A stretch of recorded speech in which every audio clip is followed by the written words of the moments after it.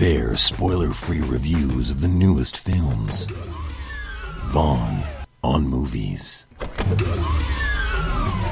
Oscar winner Denzel Washington and Star Trek's Chris Pine team with action maestro Tony Scott in the non-stop thriller Unstoppable. A massive unmanned locomotive nicknamed the Beast and loaded with toxic cargo roars through the countryside, vaporizing anything put in front of it. A veteran engineer, Washington, and a young conductor, Pine, aboard another train in the runaway's path, devise an incredible plan to try and stop it and prevent certain disaster in a heavily populated area. Well, that's your movie.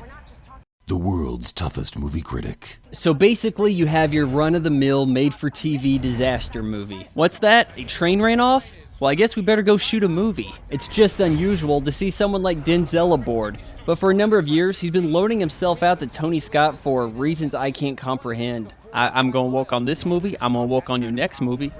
Guys, can we just edit out that Denzel impersonation in post? I kind of thought it was... Sure, Tony Scott had some slick movies many, many years ago, but lately he's been obsessed with crash zooms and the color green.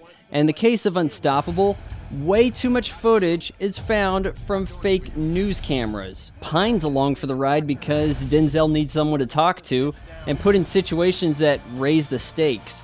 There's not a lot of bonding going on, so their characters don't have much of an arc. Unstoppable is loud. Every little scene has some kind of crash or abrasive music. It's all done in an attempt to pump some energy into a very basic screenplay. And it works. With a story this simple and based on actual events, you know that phrase they throw in to get old folks to go to the picture show?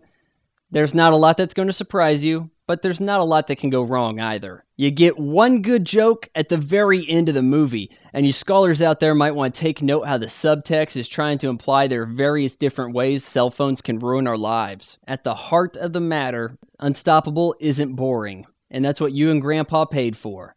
I give it 2.5 out of 4 stars. I'll see you guys next time.